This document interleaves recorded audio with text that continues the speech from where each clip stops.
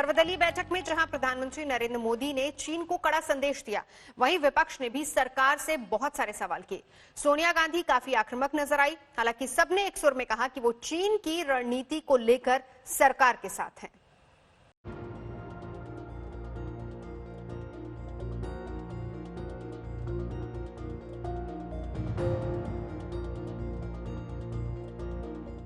आज हमारे पास ये कैपेबिलिटी है कि कोई भी हमारी 1 इंच जमीन की तरफ आंख उठाकर भी नहीं देख सकता। चीन को ये चेतावनी है कि हिंदुस्तान पर बुरी नजर रखी तो परिणाम अच्छे नहीं होंगे। सर्वदलीय बैठक में प्रधानमंत्री नरेंद्र मोदी ने साफ शब्दों में चीन का नाम लेते हुए भारत का रुख साफ कर दिया। आज हमारे पास ये कैपेबिलिटी है कि कोई भी हमारी 1 इंच जमीन की तरफ आंख उठाकर भी नहीं देख सकता। सेना को अपने स्तर पर उचित कदम उठाने की छूट दी है। वहीं दूसरी तरफ डिप्लोमेटिक माध्यमों से भी चीन को अपनी बात 2 टूक स्पष्ट कर दी है। रक्षा मंत्री राजनाथ सिंह ने सर्वदलीय बैठक में शामिल विपक्षी नेताओं को गलवान में सेना की तैनाती के बारे में जानकारी दी। राजनाथ सिंह ने कहा कि सीमा पर सेना पूरी तरह से मुस्तैद है। पीएम मोदी ने चीन को कड़ा संदेश दिया है कि भारत को वो किसी भी क्षेत्र के अंदर कमजोर न समझे। आज भारत हर क्षेत्र के अंदर मजबूत भी है और सशक्त भी। भारत अपनी ओर उठने वाली हर आंख और हाथ को जवाब देने में आज सक्षम भी है।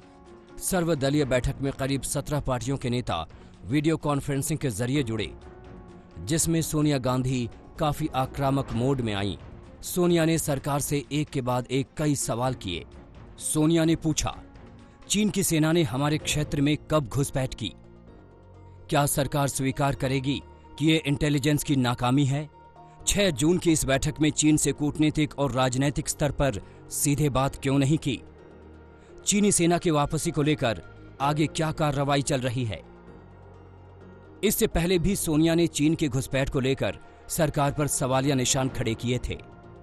प्रधानमंत्री को सामने आकर देश को सच्चाई बतानी चाहिए कि चीन ने हमारी सरजमी पर कब्जा कैसे किया।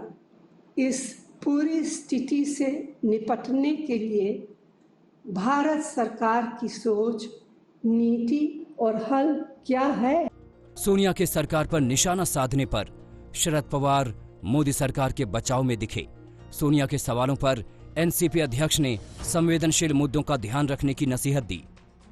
चीन सीमा पर सैनिक हथियार लेकर गए या नहीं, ये अंतर्राष्ट्रीय समझौतों के आधार पर तय होता है। हम सभी को संवेदनशील मुद्दों का ध्यान रखना चाहिए। सीमा पर चीन के साथ विवाद को लेकर कांग्रेस और कुछ विपक्षी दल प्रधानमंत्री नरेंद्र मोदी और उनकी सरकार को लेकर सवाल खड़े करते रहे हैं। आज प्रधानमंत्री नरेंद्र मोदी ने उन सभी सवालों के जवाब दे दिए। अब देखना यह है कि क्या विपक्षी दल प्रधानमंत्री नरेंद्र मोदी के जवाबों से संतुष्ट होती है या फिर पहले की तरह सवाल उठाकर उनको और उनकी सरकार को घेरने की कोशिश करती रहेगी। उधर ममता बनर्जी ने भी कहा कि चीन के मुद्दे पर वो सरकार के साथ हैं, लेकिन सरकार को मामले में पारदर्शिता बरतनी चाहिए। उद्धव ठाकरे चीन की इस हरकत से काफी उग्र नजर आए।